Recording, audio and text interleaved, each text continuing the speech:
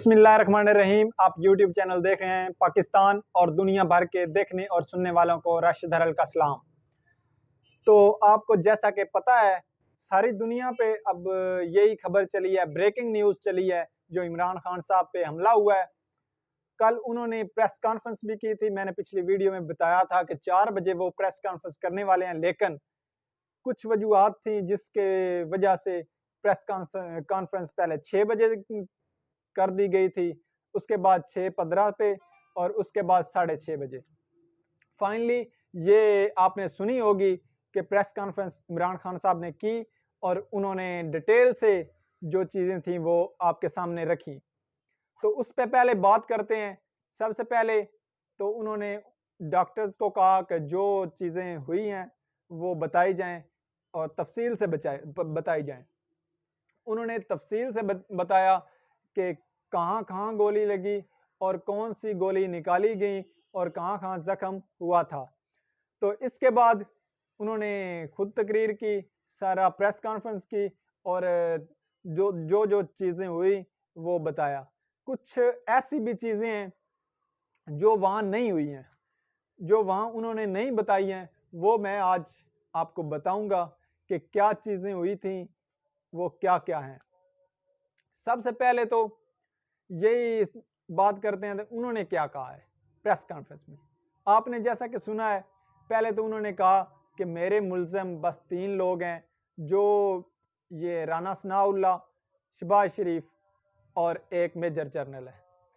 इसके पहले तो इनको ओहदों से हटाया जाए और इन पर FIR हो। पंजाब हुकूमत दूसरी तरफ इन पर FIR नहीं कर रही। वो कह रही है राना सनाउल्लाह और शहबाज शरीफ पर तो करते हैं, लेकिन जो मेजर जनरल है उस पर नहीं करते। अब तक जब मैं ये वीडियो बना रहा हूँ, अभी तक कोई FIR किसी किस्म की दर्ज नहीं हुई, क्योंकि जितना हो सके इस केस को लटकाया जा रहा है। पहले भी आप तारीख देख लें, बेनज़ीर पर जो हमला हुआ था 15, जिसमें वो मारी नहीं गई थी कराची में, तो 15 बंदे उसमें शहीद हुए थे, 15 आदमी उसमें शहीद हुए, 15 लाशें गिरी थी, लेकिन उसका भी कोई कमीशन भी बना था, कुछ भी नहीं। आज तक कोई जवाब नहीं आया कि क्या हुआ था, किसने किया था और क्यों किया था। तो उसके जिम्मेदार भी अभी तक नहीं मिले। बाकी बाद में आप तारीख देख लें कि मोहतरमा फातिमा जनाज से क्या हुआ था, वो भी आपके सामने आ जाएगा।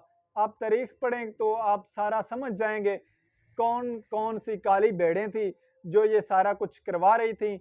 तो जी अब चलते हैं इमरान खान साहब को गोली लगने के बाद की वजूहात हैं। पहली वाली वजूहात तो आपको सबको पता है कि क्या क्या चीज़ें हुई और किसने क्या क्या किया। और इसके बाद जो पहला काम था, जो साथ वाले लोग थे, मुझे ज़राए के मुताबिक पक्की खबर है, उन्होंने बताया कि हमने हेलीकॉप्टर्स के लिए रब्ता किया पंजाब गवर्नमेंट से। पहले तो 10-12 मिनट्स कॉल आई ही नहीं है, कोई जवाब नहीं आया, कोई कॉल नहीं आई। उसके बाद 12 मिनट के बाद एक मिस कॉल आती है, ताकि हंगामी सूरत हाल थी वहाँ, ताकि वो पता नहीं चलेगा कि मिस कॉल है या कॉल है। बाद में हम कहेंगे हम तो कॉल कर रहे थे, आपने उठाई नहीं है, रिसीव नहीं किया या जो भी। उसके बाद दोबारा रब्ता हुआ और उन्होंने कहा बस भेजते हैं, और कहाँ उतरना है, कहाँ से उड़ना है, सारा कुछ, वो कहाँ से लैंड होगा वो। इसमें कुछ जो सूरत हाल थी वो कुछ ऐसी थी कि जो मकामी इंतज़ामिया थी वो कॉर्पोरेट नहीं कर रही थी। वो कभी कहीं ले जाती, कभी कहीं ले जाती। इस चीज़ें में टाइम बहुत ज़्यादा ज़ाया हो रहा था। टाइम इतना ज़्यादा ज़ाया नहीं करना चाहते थे वो लोग। तो फिर उन्होंने सोचा कि जो इमरान खान साहब के अपने साथी थे, उन्होंने सोचा कि जल्दी से गाड़ियों पे ही चलते हैं। फिर क्या हुआ जी, वो गाड़ियों में सवार हो गए। 2 बुलेट प्रूफ गाड़ियां थी, आगे पीछे लगा ली। पीछे वाले में इमरान खान साहब और उनका एक भांजा और साथ में एक सिक्योरिटी का बंदा। इसके बाद आगे वाली जो गाड़ी थी उनके करीबी साथी थे, जिसमें कुछ लाहौर का जिनको पता था वो भी थे। इससे आगे प्रोटोकॉल की गाड़ियां थी। पुलिस की, जो पंजाब पुलिस की इंतज़ामिया थी, जो पायलट थे वो आगे वाले प्रोटोकॉल में थे। प्रोटोकॉल में जो पायलट बिठाया गया था, फिर उसका खेल देखें। उसने क्या किया कि सबसे पहले तो रास्ता भटकाने की कोशिश की। उसने उसके बाद जब एंट्री पॉइंट आया दूसरा मोटरवे का, वहां पर भी पहले बताया गया कि रास्ता खाली करवाना चाहिए, लेकिन खाली नहीं था, रास्ता बंद था और रश में गाड़ी को रुक कर जाना पड़ा। उसके बाद बताया गया था मोटरवे इंतजामिया को कि एक लाइन खाली रखे, फिर खाली भी नहीं मिली, उस पे भी रश था, गाड़ियां थी। उसके बाद एग्जिट पॉइंट में पे भी बताया गया, चिल्ला चिल्ला कर बताया गया कि हमें जल्दी जाना है और एक एग्जिट पॉइंट भी खाली किया जाए। और उन्होंने राइट वाला एग्जिट पॉइंट खाली किया था, लेकिन जब ये एग्जिट पॉइंट पर पहुंचते हैं तो वो कहते हैं स्ट्रीम लेफ्ट, क्योंकि वहां पर भी भटकाने की कोशिश की गई कि जल्दी से लेफ्ट पर चले जाएं और गाड़ियों में फंस जाएं, रश में फंस जाएं, ताकि टाइम ज्यादा लगे, क्योंकि पता था उनको कि इमरान खान साहब को गोली लग गई है और इसके बाद उनका ब्लीडिंग हो रही है। वो ब्लीडिंग जितनी हो सके ज्यादा हो, क्योंकि 70 साल उनकी उम्र है और जितनी ज्यादा ब्लीडिंग होगी वो रिकवर नहीं कर पाएंगे। तो ये सारा कुछ किया गया और ये ऑफ द रिकॉर्ड है, ना ही हमारा मीडिया बता रहा है, ना ही कुछ और बंदे बता रहे हैं और ना ही कोई इस पर बात कर रहा है। तो मैंने सोचा आप तक हकायक तो पहुंचने चाहिए, इसलिए बिल्कुल ये ऐसा ज़राया है, पक्की तरीन खबर है और ओरिजिनल चीज़ें आपके सामने रख रहा हूँ जो बताई गई हैं, जो मेन ज़राए ने बताई हैं, जो उनके साथ थे, जो जिन समझ लें कि उस प्रोटोकॉल में थे, आगे वाली गाड़ी के साथी, करीब तरीन साथी थे, उन्होंने बताया ये सारा कुछ। तो फिर उसके बाद एग्जिट होने के बाद फिर लाहौर में ठोकर नियाज बेग पर भी उनको एक रास्ता भटकाने की कोशिश की गई, उस तरफ ले जाने की कोशिश की गई कि जहां ज्यादा रश हो, जैम हो, ट्रैफिक जैम हो, गाड़ी फंस जाए और लेट हो। जो आगे वाली गाड़ी थी उसका कनेक्ट था पीछे वाली इमरान खान साहब की गाड़ी से, तो वो कह रहे थे हमें फॉलो करो, प्रोटोकॉल को फॉलो ना करो। वहां जाकर वो गाड़ियां प्रोटोकॉल वाली हट गई, ये दोनों गाड़ी सामने लग गई और सीधे रास्ते। फिर भी वहां रश था और पहले बताया गया था ये हमारा ये रूट होगा, फिर भी इमरान खान साहब को ये इतना कुछ झेलना पड़ा, क्योंकि उनकी हड्डी में लगी थी गोली, दर्द भी था और ब्लीडिंग भी हो रही थी। तो किसी ने कोई ऐसा इकदाम नहीं किया, पंजाब हुकूमत ने, यह भी पूछने वाली बात है कि क्यों नहीं किया। तो वहां सब भी कुछ दूसरा काम कर रहे थे, किसी और के इशारों पर नाच रहे थे। तो ये भी सोचने वाली बात है कि पंजाब हुकूमत भी इमरान खान साहब की, और उसके बाद फिर भी ऐसी चीज़ें हो रही हैं।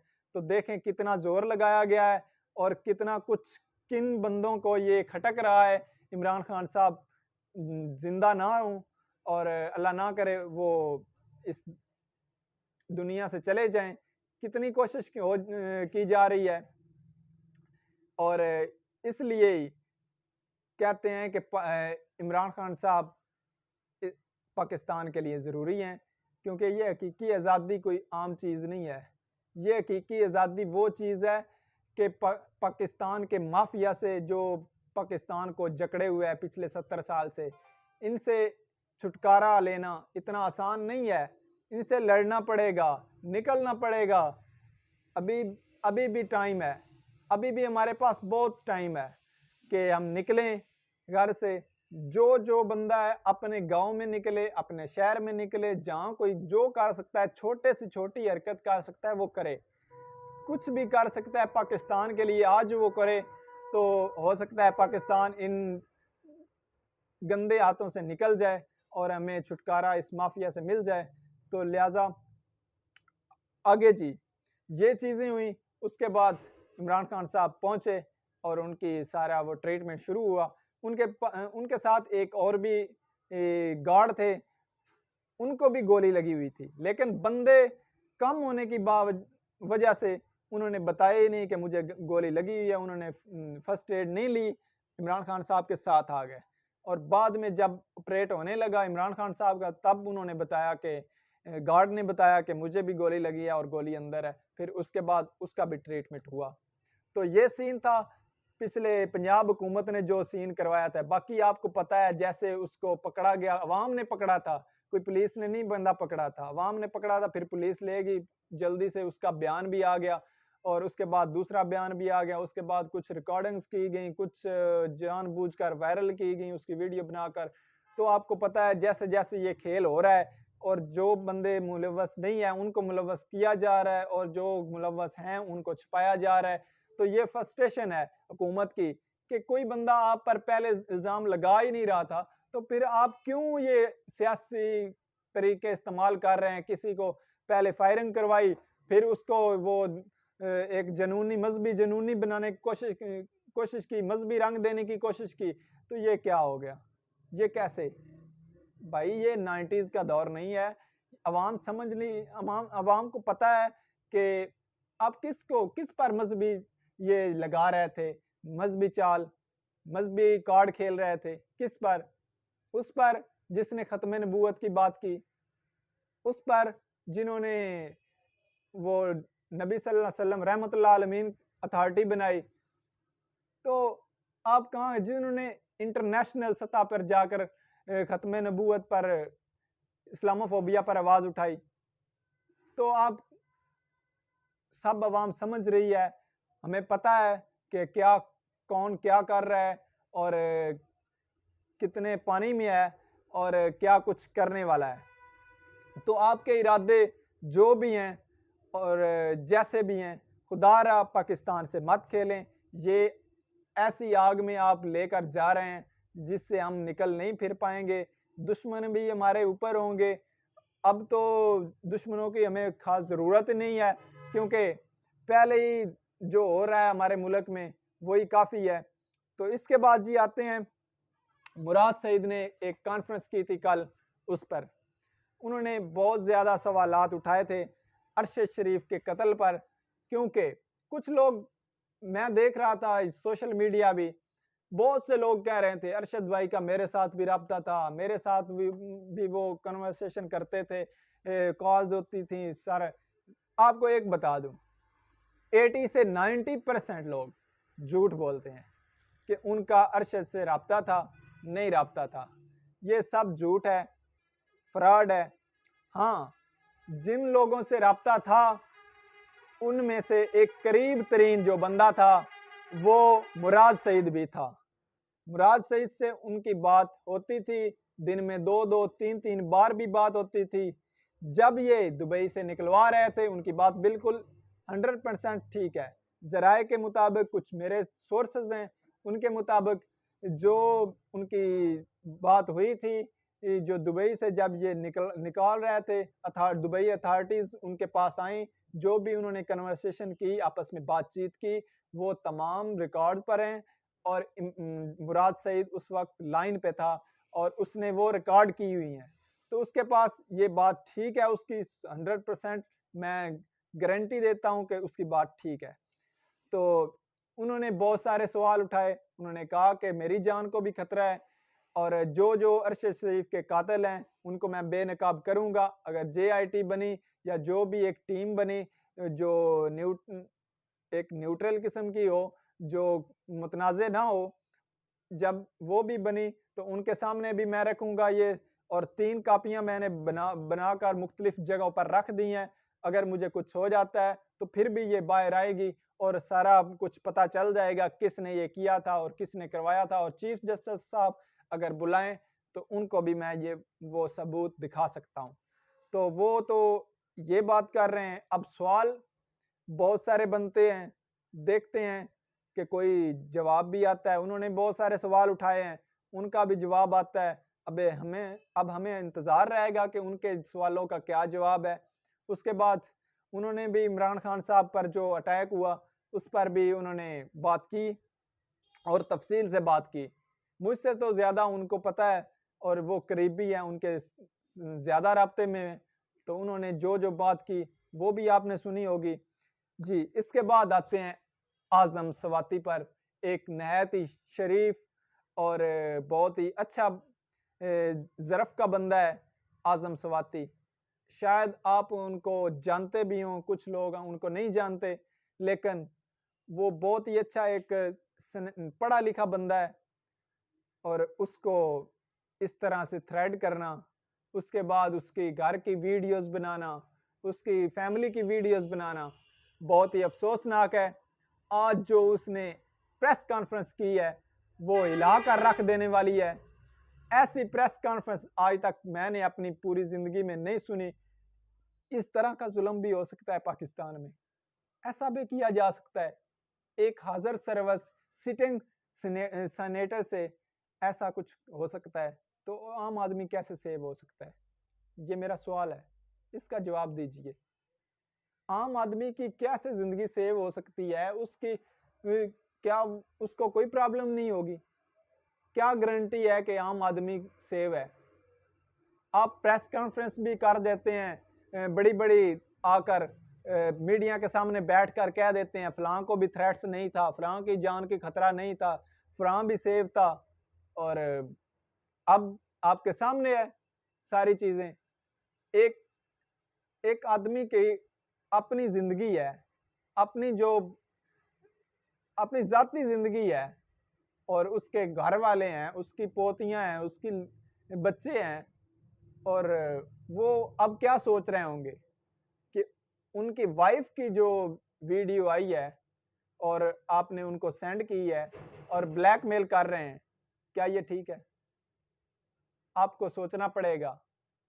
मेरी तमाम जो इदारों के सरबराह हैं उनसे गुजारिश है कि खुदारा पाकिस्तान को इस तरफ मत ले जाएं और ना ही ये चीज़ें होने दें।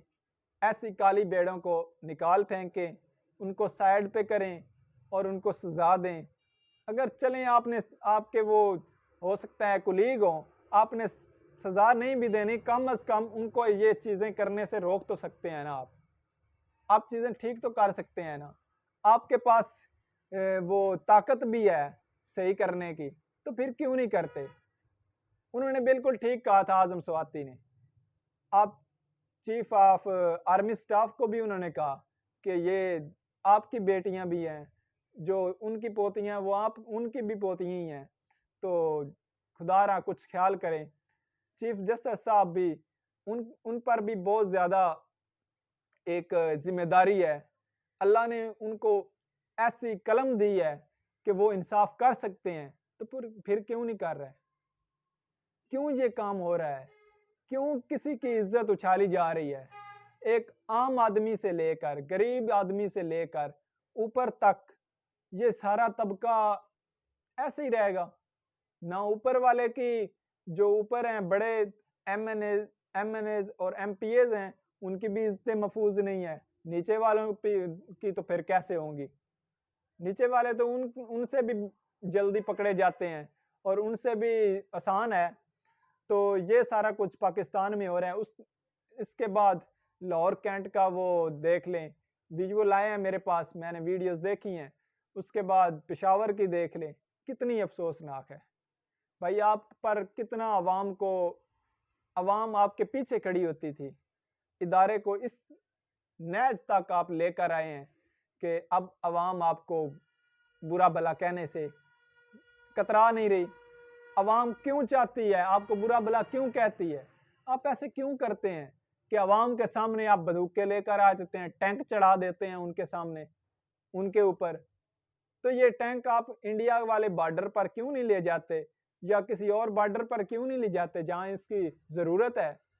आपने ही बंदों पर टैंक चढ़ाने वाले थे और उनके सामने टैंक खड़ा कर दिया। खुदारा कुछ खौफ, अल्लाह का खौफ खाएं और कुछ सोचे पाकिस्तान कैसे बना था, कितनी कुर्बानियों से बना था और क्या कुछ किया था, कितना खून बहा था, तब ये वतन जो हमें आज़ादी मिली थी। और इस आज़ादी को आज़ादी रहने दें। हम आज़ाद थे और हमें आज़ाद ही रहने दें। हम पर मुसल्लत ना करें। अवाम कह चुकी है कि हम मुसल्लत, ये चीज़ें जो आप हम पर एक बंदा मुसल्लत कर देते हैं, एक हुकूमत मुसल्लत कर देते हैं जो हमने नहीं चुनी, जो हमें अच्छी नहीं लगती, जो हमारे लिए अच्छी नहीं है, तो आप क्यों इस पर बज़िद हैं कि यही आपने करना है? तो ऐसा ना करें, मेहरबानी करें। अल्लाह करे हमारे पाकिस्तान को, हमारे वतन को अमन का गहवारा बनाए और इसमें अमन व अमान जल्दी से कायम हो, और आपको भी हिम्मत दे कि इसमें अमन व अमान लाएं और जो भी आवाम की राय है उसके मुताबिक लाएं, आवाम को भी एतमाद में लें और उसके बाद तमाम सियासतदानों को भी एतमाद में लें और बीच का कोई रास्ता निकालें और जल्द से जल्द इलेक्शन करवाएं और आवाम की मुंतखब शुदा हुकूमत आए और पाकिस्तान भी आगे बढ़े, तरक्की भी हो और अवाम भी जो गमो गुस्सा है वो भी ख़त्म हो। अल्लाह आपको हदायत दे और इसी के साथ मुझे इजाज़त दें। अपना ख्याल रखें, अपने इस चैनल का। अल्लाह हाफिज़।